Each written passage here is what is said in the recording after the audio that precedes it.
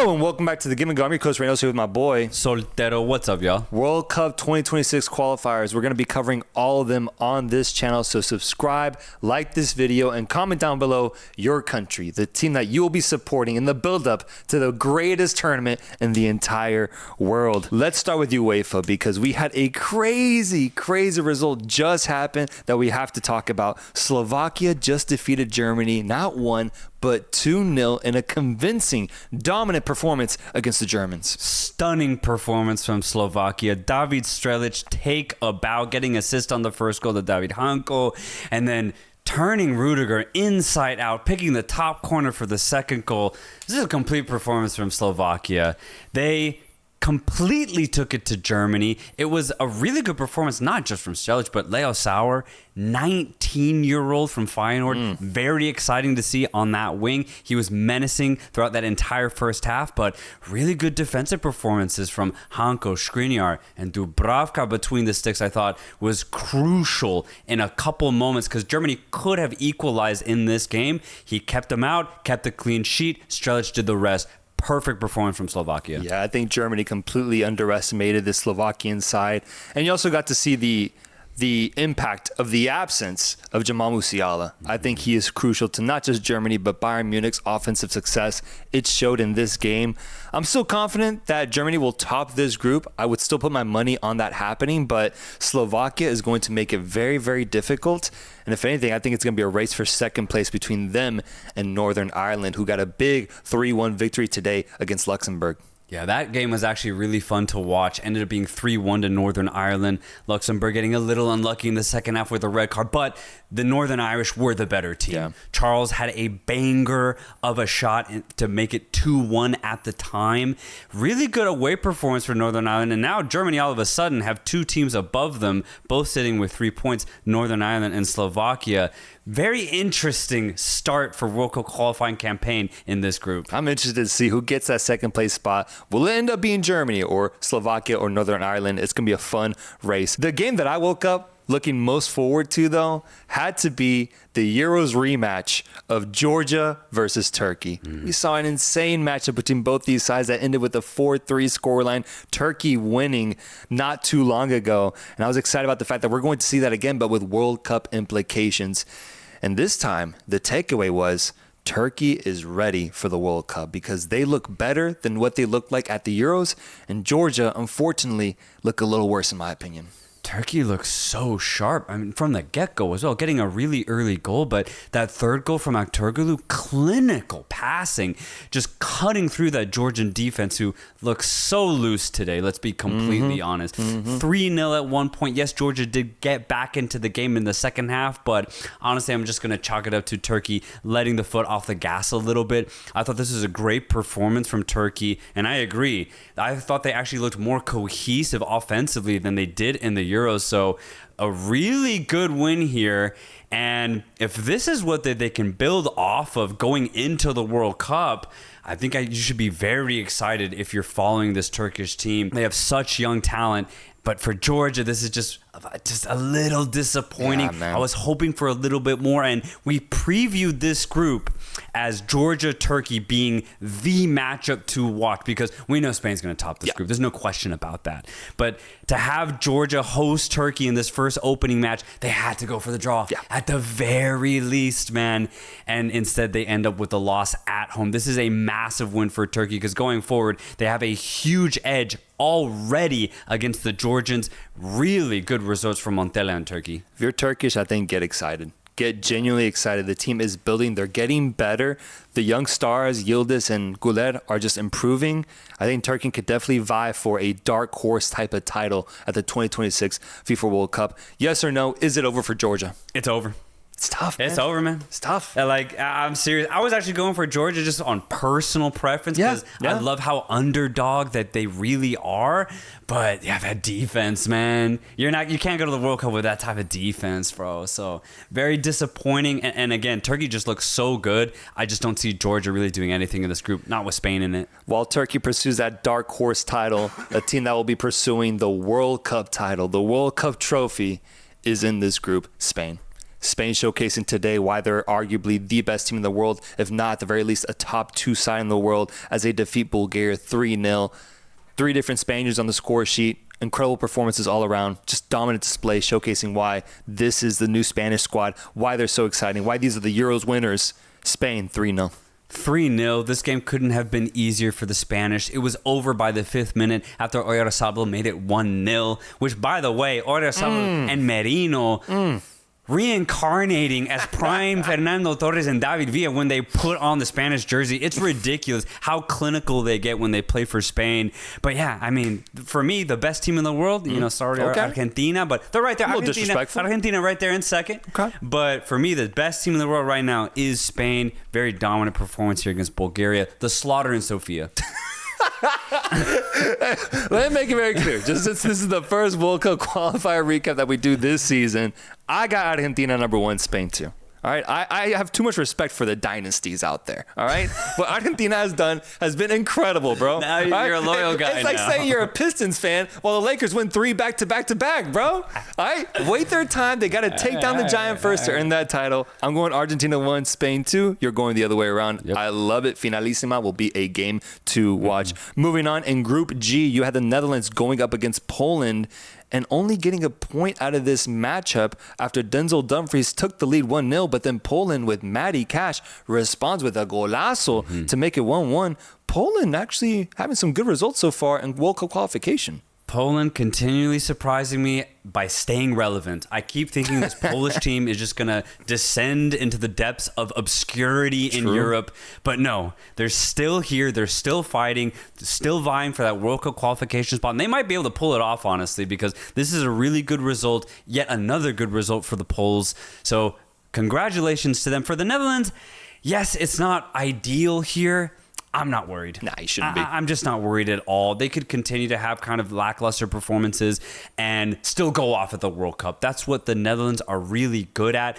Clearly the talent's there. So I don't think we're going to get the full picture of what this Netherlands team can look like in this group stage for the World Cup qualifying. Nonetheless, though, I wouldn't consider the Netherlands be, let's say, favorites going into the World Cup. They have a good squad, but definitely have some missing pieces that you'd see Spain, England, France, Argentina have instead. Netherlands with a game in hand in this group, they should be favored to win it one way or another. But I agree. I see Netherlands as a top 5 team with the potential to make a crazy deep run. I just think they need to find a world-class striker, just straight up, because I think they have arguably a world-class player in every other part of the pitch. But up top, they've always really struggled to find that go-to striker in the modern era, right? When you had Robin van Persie being that guy for you, or a high-scoring Arjen Robben, nowadays I feel like they don't really have that as a focal point in their offense, and it could be a limitation when it comes to the Argentinas and Spains of the world. Nonetheless, they work around it. They have incredible wingers, incredible attacking power, but I just wish they had that go-to striker up top. So I see Netherlands top in this group, no problem, especially when you see the other teams in this group like Lithuania and Malta, who tied 1-1 in what's ultimately going to be a very meaningless result. Yeah. Unfortunately, it was a hard-fought game. Yeah, though. 2 red cards. But it means nothing. Game. It means nothing, but bro. It means nothing. Damn. What we did get meaningful results was in Group J, where Wales are vying for once again getting back to the World Cup, man. They're trying their absolute best with 5 games played so far, 10 points. They have the lead in Group J at the moment, but there is a giant. There is a monster coming their way. A monster that's 2 games behind right now, but has won 2 matches and drawn 1, and who defeated Liechtenstein today 6-0. Belgium. Easy win for Belgium. This was an absolute blowout, but this is what they do. Belgium dominate World Cup qualifying. We're not going to get any sort of picture or notion of the Belgium's actual form going into the World Cup. We're not going to learn a damn thing in this World Cup qualifying, as I honestly see it as one of the easier groups, to be completely honest. So congratulations to Belgium. You do what you got to do. A great 6-0 win. For Wales, though, I'm honestly very surprised that they are inserting themselves into World Cup qualification conversation. I didn't think they'd be this deep into it at this stage, to be completely honest. But that game against North Macedonia in November, that's going to be a final. That's going to, for me, determine it, who gets that second place spot. Belgium's topping this group, but again, good on Wales for putting in some really good performances this group qualifying campaign. They just need to have a chance. Just set themselves up with an opportunity. I think they've done that so far. I'm excited for this Welsh journey that awaits us. For Belgium, man, we've seen this movie before, man. It's like watching Fast and Furious 7. Right? I've seen it. I know what's going to happen here. So best of luck to them. I see them topping the group, but we just won't know the true case on Belgium until they face off against an elite squad. Let's move on over to the beautiful continent of Africa, where we have already had World Cup qualifying underway. Big results, big upsets, big blowouts. Where do you want to start first? We have to start with Group I. Folks, go to Wikipedia, grab your devices out, go look up this group, because this is one of the tightest groups I've ever seen in a World Cup qualifying campaign. There's 6 teams, but only 4 points separate first from fourth. Ridiculous. This group started off today with Ghana drawing against lowest team Chad in this group 1-1. And this is honestly unacceptable when you look at it, because Ghana have Antoine Semenyo, Mohamed Kudus, Iñaki Williams in their front line to only get a goal and then to not even win it either. This is a really bad result for Ghana, and it's even worse because later on today, Madagascar put in a shift. They put in a hell of a performance, dominating the Central African Republic, shutting them out, keeping them to 0 shots on target. 2-0 ended up being the result for Madagascar, and they now sit 3 points behind Ghana. But right behind them, Mali getting a huge result against Comoros, who had been great up until today in this group. Mali getting a massive win, 3-0. Couldn't be more convincing. And now Ghana's set up for a hell of a game coming up against Mali. I don't know how this group is going to end, but there's going to be so much more shifting to be had in the remaining 3 matches. It's about to get chaotic. It's going to get crazy. For me, that Mali result is the most impressive one, because seeing how Comoros has played these past couple of years, they played good ball. They played good ball at the AFCON. I remember I thought this would be a much tighter matchup, seeing that Comoros is on 12 points going into this game. But after Mali scored that first goal, they looked like the clear dominant side, and they just showcased that for the rest of the game. 3-0 result, making this race even tighter. Who are your 2 teams that get out of this group? Give them to me right now. I think Ghana are going to figure this out. I think Ghana are going to figure this out. I want to see Madagascar qualify. Over Mali? Over Mali, yeah. Yeah. I guess I'm representing the Mali folk now. Go ahead. I'm going Mali on this one. But I want to see Madagascar pull this off, bro. I've been watching them for a while now, and I think this will be the best opportunity they get. Mali always have good footballers. I think this might be a once-in-a-lifetime generation for Madagascar. This group is crazy in of itself, but we also have more crazy results elsewhere. With the lifeline that was showcased today, Equatorial Guinea remains alive after going down 2-0 against Sao Tome and Principe. Equatorial Guinea comes back, scores 3 goals unanswered, and they stay alive in what's been a World Cup journey full of drama, controversy, and hardship. They remain alive to potentially get a playoff spot in this group. What a comeback. What a result, filled with some pretty impressive goals as well. Yeah, some beautiful goals. Pablo Ganet with a free kick to start the comeback for Equatorial Guinea, and then Jose Nabil getting the 3rd goal outside the box, whipping shot, a hell of a dip on it. Equatorial Guinea somehow win this game when they were down 2-0. But yeah, their hopes are alive. Still going to be real tough. You need Namibia to all of a sudden just start losing every single game. Yeah. And then you need Equatorial Guinea themselves to go on and just win every single game outright. They have a tough game coming up, though, against group leaders, Tunisia. But if anything, that's the game they need. That's the game they need to ball out and showcase that they deserve to be at the World Cup, because Tunisia right now is playing some very, very good football as they defeat Liberia 3-0 today. Yeah. No problem, no hassle. Tunisia, great performance once again. Yeah, clock in, clock out type of performance for Tunisia. This was as easy as it gets, I think, for the North Africans. Liberia tried, but just a complete performance from Tunisia. A couple players I want to highlight very quickly. Hannibal Mejbri. We've seen him play for Tunisia before, but Today, I actually saw him be a lot more impactful, really pull the strings of the offense. Whereas in the past, he was just kind of put on the pitch to see what he could do. But he looked so much more certain in what he was supposed to do on the pitch today. I think that's really promising. You have Ben Ramadan alongside him, 25 years old. He's in his prime, playing for Al Ahly right now. So I think the new faces, when you look at Masturi, Ashuri up front, and then these prime players like Mejbri and Ramadan, I think it's all coming together to give a really feisty and solidified Tunisian side that I think could be very exciting to see at 2026 World Cup. Tunisia has always been criminally underrated, I think, man. They're so consistent with their results. They're so organized. And what I love about them is that in a chaotic region like Africa, they're always good about just taking care of business and leaving up no drama. Nothing that could really come as a surprise. Just get the job done. And they've looked great so far. I would love to see a Tunisian side that can really upset and surprise at the World Cup here in the States. I'm interested in this Tunisian side, bro. I really am, because the players are there to have yet again another fun World Cup ride. Where I also see a fun, promising, potential dark horse candidate in Africa is with Algeria, who hosted Botswana today and defeated them 3-1. This game was 1-1 at one point, and Botswana was actually playing some good Botswana ball. But that Algerian class just showcased itself in that second half. The crowd was raucous, so loud, showcasing why they're one of the best crowds, fan bases in Africa.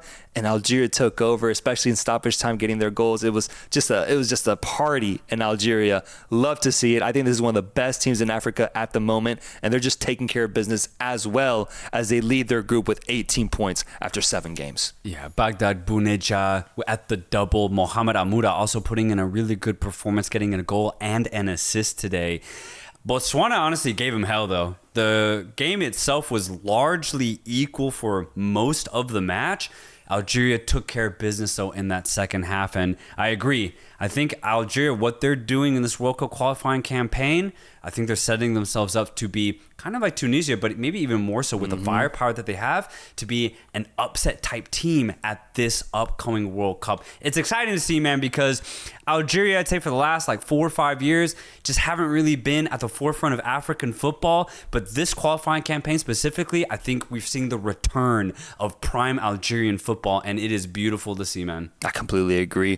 Botswana still has a puncher's chance. Mozambique is ahead of them with 12 points, 3-point difference, but Mozambique does have a game in the hand. So Botswana just has to rely on a little bit of luck here, and they have to win out to have a chance at making it through to the next round. In Group D, we had 3 games with Cape Verde, the group leaders, taking care of business and winning 2-0. Cameroon, blowout victory against Eswatini, 3-0. But then probably the most notable result in this group, Angola losing at home to Libya. Angola were at home. The crowd was looking beautiful, man. And they were cheering on this side. Cheering them on, because if Angola get the win, they put pressure on Libya. Okay. And not only that, but they put pressure on Cameroon and really fight for that second place spot. They had majority possession.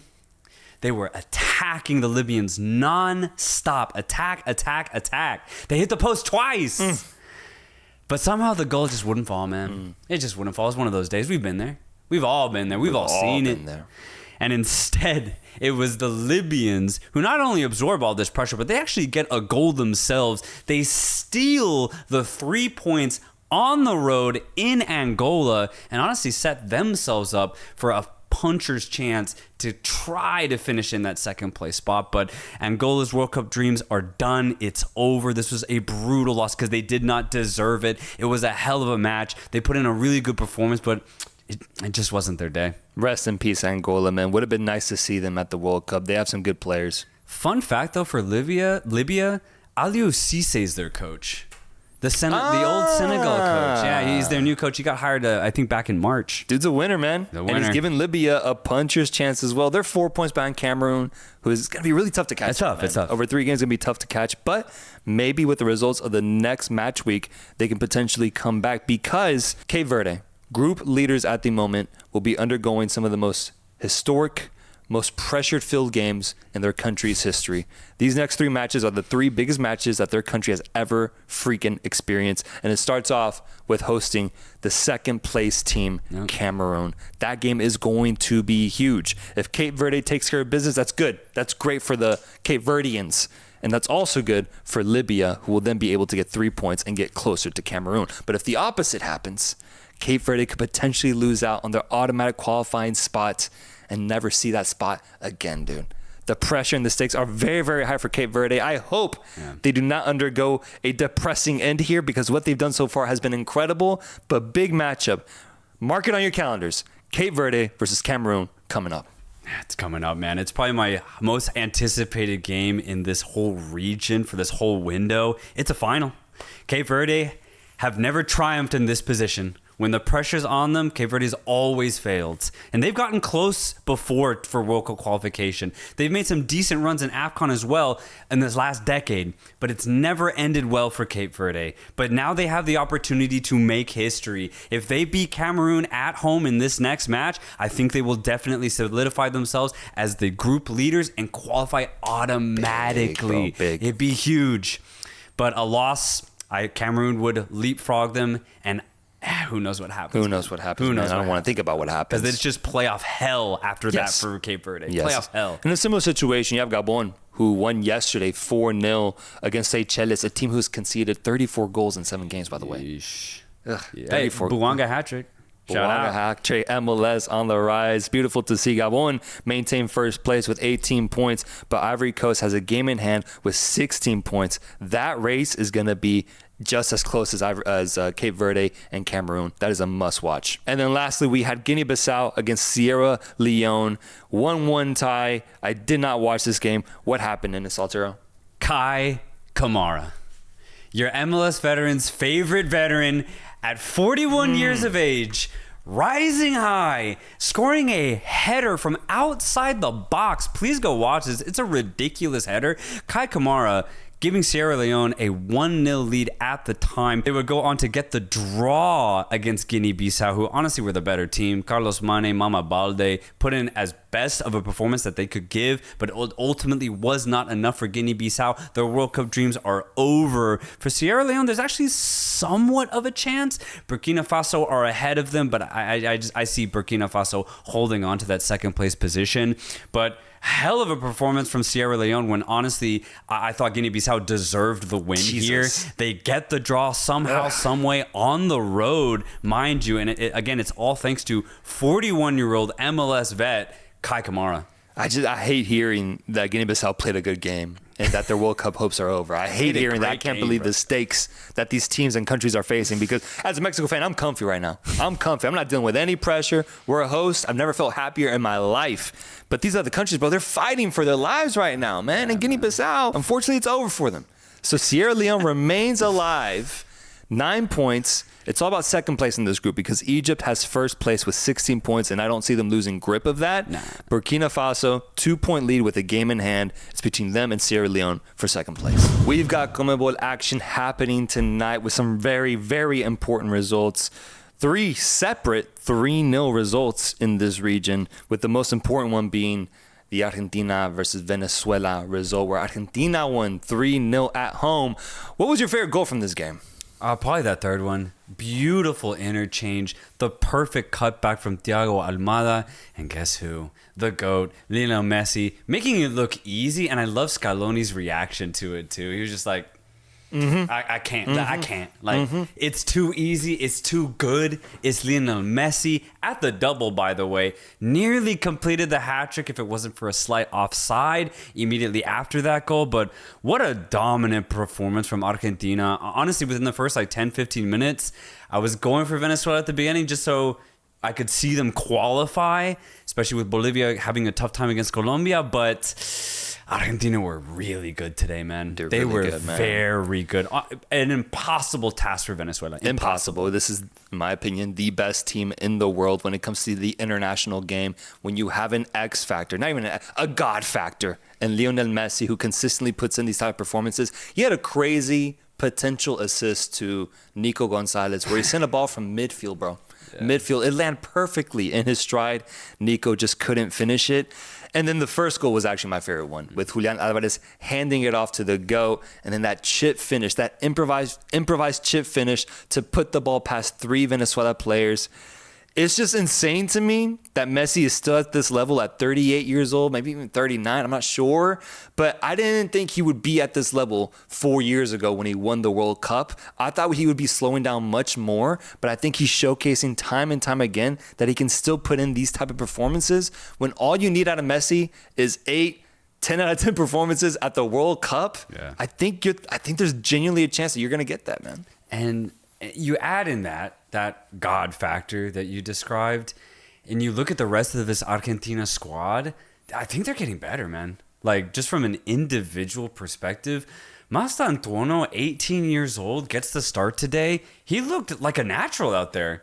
Like, sure, he didn't, create a lot of chances himself, but he wasn't a sore thumb out there. He didn't really stick out negatively. If anything, he actually added to the fluidity of this offensive piece that Argentina have. So it's pretty insane that Argentina continue to have these type of players just come out of nowhere for them and immediately get integrated into this Argentina side. I think that's the credit to Scaloni, if anything. He's done so good at integrating these new players. I mean, look at Almada, bro. Like, Almada wasn't a name for Argentina like a year ago, and now here he is, actually influencing matches off the start. So it's brilliant to see for Argentina. They're getting better, they're getting stronger, and they're doing it without players who started in the World Cup final a couple of years ago. No McAllister, no Enzo Fernandez, no Di Maria, but it's not really a problem. Paredes had a great outlet pass to Julian Alvarez in that first goal. So whoever's starting for Argentina, they're completely stepping up to the plate. That's what's crazy, man. I think the Almada, Mastantuono rises are specifically to kind of take over the Di Maria absence, because they're very offensive players. And that was a worry going into the World Cup cycle. How do they replace such a incredible player? So far, the answer has been given with these type of talents, rotating them out. Even Nico Gonzalez, if you want, plays at a high level. So I'm loving what I'm seeing for Argentina. And when you look at the other side, in terms of, you highlight Mastantuono looking comfortable. Look at a guy like Bello. Not comfortable. Not comfortable, man. He had a bad one today. He had a bad one. Man. It's more credit to Argentina, but man, he had a rough one today out there, specifically Bello. But the rest of this Venezuela squad honestly tried their best. It's just a tough atmosphere. It's a tough setting. It's the best team in the world. You're not going to get the result you're looking for. And thankfully, because I am pro Venezuela getting into the World Cup, every team below them lost. Yep. Yeah. It's not a problem for Venezuela when it comes to their chances of getting that playoff spot for World Cup qualification.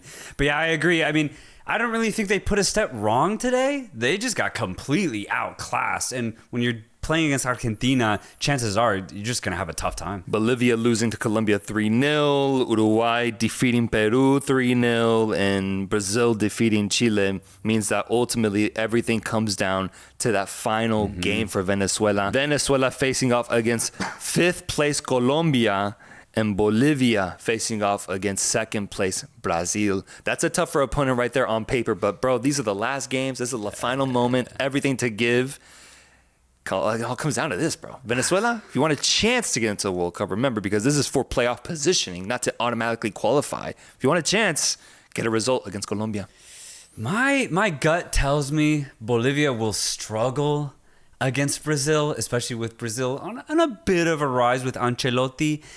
And so even if Venezuela themselves lose against Colombia, I just don't know if I trust Bolivia to actually get the result, man. Bolivia's at home.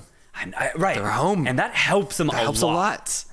But there's just something about Bolivia in basically what is a final that just doesn't let me think that they can get a result, man. I don't think I've ever seen Bolivia pull off an actual cutthroat situation. I've never seen it. I don't know, man. Whereas for Venezuela, Venezuelans have had decent Copa Americas over the last 16 years.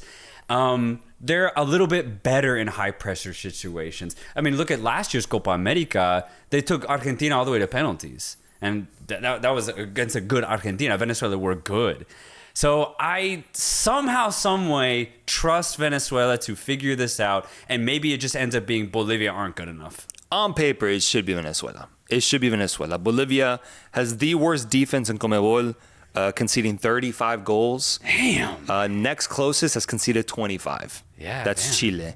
That right there should show you that Brazil should be able to take advantage offensively, especially with the way that they've been building things. Estevao, João Pedro starting. I highlighted in my solo episode about a week and a half ago that, I mean, Ancelotti has to start those guys. The way that they're playing for Chelsea, the way that they played at the Club World Cup, those are your offensive answers at the striker position for Brazil, but then also in that right wing position where in the past it was Rodrigo encapsulating that spot. I think right now, in terms of form and excitement, Estevao deserves it, and he got himself a goal against Chile. Good to see. I think Brazil will get the result against Bolivia, and Venezuela will go through, but still, tight, tense situation going into that final match day. It'd be crazy if Bolivia, for example, had like a 1-0 lead going into the second half, and for some reason Venezuela like either drawn or tied against Colombia. That's going to be insane. But I feel confident about Venezuela getting through. We also saw the qualification, though, of Colombia and Paraguay, for example, today officially qualifying for the 2026 FIFA World Cup. Huge, bro. Huge. They're through, man. Colombia getting a result against Bolivia 3-0. Good to see. I think they needed it to end on a high note in this window, especially after getting 3 draws and 2 losses in their last 5 games. Defeating Bolivia at home, James Rodriguez getting a goal, Quintero getting a goal, Cordoba getting a goal. Colombia needs to start building back the momentum that they had going into the Copa America. Qualifying is good. They got the job done. Congratulations to Colombia. They're through, just like Paraguay as well. Paraguay as well. At home in front of their crowd. And Paraguay have done such a good job to get to this position. Basically, everything changed a year ago, and they've gone on an insane run post-Copa America. And you look at the way they play now, Paraguay, in my opinion, right now, they're just as good as Ecuador and Colombia. I think they're right underneath Argentina, and Brazil's somewhere underneath it as well. So you look at that second tier of South America, I'd say they're all even, and they're all very good. I'm putting Paraguay right in that conversation. They tied Ecuador today, who finished in 4th place. Ecuador in 17 games have conceded 5 goals. Best defense in CONMEBOL based off of the numbers, but then also only scored 13. That's crazy, man. Do you know what's even crazier? 17 games, right? 8 nil-nils. Oh, specifically 8-0. 8 Oh, that's interesting. nil-nils. I don't like it. But Doesn't that help in knockout formats, though? I was going to say, I actually prefer this version versus the 2022 version. Yeah. But I'm just saying stylistically, the way I like to watch a team play football, Ecuador's not that team for me. But that's just purely preferential, has nothing to do other than just my personal bias. Yeah. But yeah, watching Ecuador games are very, very frustrating. No, I know. Watching Paraguay is like drinking a nice mojito. Ecuador is like drinking Everclear.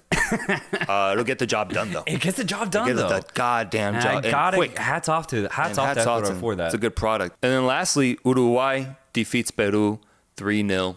It's been a tough time for Peru, as it's just been loss after loss, 9 losses in this entire campaign. And Uruguay picking up the pace. I was just interested to see the lineup, to see if Nunez gets the start or not, and he didn't. Pellistri, who's over in Greece right now, got the start. You get goals from De Arrascaeta, Aguirre, and Vinas. 3 really solid goals overall. And Uruguay seems to be set on finishing their campaign in what looks to be 3rd place in CONMEBOL. Yeah, again, I have Uruguay right in that second tier, which is good, though, because I think South America is going to have a pretty successful World Cup. The way I see all of these teams that have qualified, I mean, outside of the playoff spot region, I think they'll be very tough to beat. And at the very least, each team boasts some sort of unique quality, whether it's Ecuador's like impenetrable defense or Julio Enciso with Paraguay. Uruguay's really good pressing. Brazil's Ancelotti factor, which I think is going to have a play. Pedro Estevao's form. I think each South American team outside of, let's say, Venezuela has something very unique that I think will give any team, European or whoever, a run for their money. So very excited for South America this upcoming World Cup. Yeah, pretty drastic. The quality of the teams after that 7th place spot And Bolivia, Peru, Chile don't offer any of that. Drastic. Right? Very drastic. drop But off. if Venezuela goes through, then yes, 7 great teams will be at the 2026 World Cup. The game to watch out for, though, next match day will be Venezuela versus Colombia and Bolivia versus Brazil. That's CONMEBOL right there. Check 1 2, check 1 2. Check. All right, folks, let's talk CONCACAF. Final stages, final games of the day. It's been a long day. Long day, man. And these games made it feel even longer. Even longer. You have Panama and Suriname giving us nothing, man. Nothing. Zilch. 0-0. And then El Salvador against Guatemala. And thankfully, we get a goal in this game. But it's not from the team that you would have expected to score. Not the team that was attacking. Not the team that was generating chances. Instead, it's El Salvador getting a huge 3 points against Guatemala in Guatemala's grass on their territory off of the corner kick. 80th minute goal seals the deal, gets the game done. El Salvador tops their table after the first match day. I just wouldn't have guessed it. Out of Suriname, Panama, Guatemala, it's El Salvador at the top of this group. What a ball, though, from Nathan Ordaz to Harold Osorio. It gets his foot on the end of it, and he's being dragged back by the Guatemalan defender. It's a good goal. But my God, there was nothing else in this game outside of that. Guatemala had a lot of the ball. That all their shots went straight at the goalkeeper. It's just a little frustrating because Guatemala did so good in the summer. They did so good in the Gold Cup. Now I'm questioning, should they just play all their game in the States? Because maybe that's the key for Guatemala to actually be very successful. But it's not over. It's far from over. If anything, this is just going to make this group insanely tight. Because looking at the result with Suriname and Panama, I mean, it's the same thing. I'm actually shocked Panama did not get the win today. I'm shocked by that. Shocked. But you look at Suriname and low-key, they've been kind of building up to this. You look at their Nations League performance this last year, it's the best they've ever done. And you look at their Gold Cup performance too, and honestly, it was not bad. They got unlucky against Costa Rica, and they did pretty decently against Mexico, if you really want to look at it like that. So for Suriname to get a draw here against Panama in a World Cup qualifying match, it actually does make sense. So congratulations to Suriname. This is going to be a hell of a fight to see who gets out of this group, because from now on, every game is going to be insanely tight. Guatemala is going to make it hard for Panama. El Salvador, we already know, they're going to keep every game as tight as they possibly can. So, if anything, this is just a sign of this is going to be a hell of a group. Suriname and El Salvador have come to play. It's not going to be easy now for Panama and Guatemala. This is the biggest win in El Salvador's history in the last 50 years. Oh, shit, you all right? Since they qualified for the World Cup in the 70s, I think. It's got to be the biggest win now, man. I would say so because it's on the road, too. On the fucking road, dude. This is crazy. This should not have happened. Let's be honest. It really should not have. El Salvador gets the victory here. They come out as the biggest winners so far. It's only been one game, but they are set to face off against Suriname in their next match. If Suriname is what you're billing them to be, then they should get a result there. I actually think Suriname can beat El Salvador, even if it's in San Salvador. You look at how Suriname played. They actually had 2 big chances against Panama. 2 big chances. They just need to finish it. It's not Suriname's strong suit finishing. But Vaesen today had 2 huge saves. Massive saves. If he puts in performances like that, I actually feel pretty good about Suriname making this tight. I still have Panama figuring this out and topping the group, though. Panama should, and I don't know, man. This is the group of death right here, dude. Yeah, this is going to be tough. It's gonna be every game is tough. Every matchup is not going to be easy. Guatemala, if they want to maintain hopes of getting to the World Cup and being on a positive vibe, the type of vibe they built up at the Gold Cup, they got to get a result against Panama next, man. And that's a tough fixture, bro, to win, especially a Panamanian side that's coming off of, in their eyes, dropping 2 points. Guatemala has to show up against a top team here and respond after losing at home. Guatemala dug themselves in a hole now with this loss. El Salvador is running free right now, running wild, and it could not be better for them.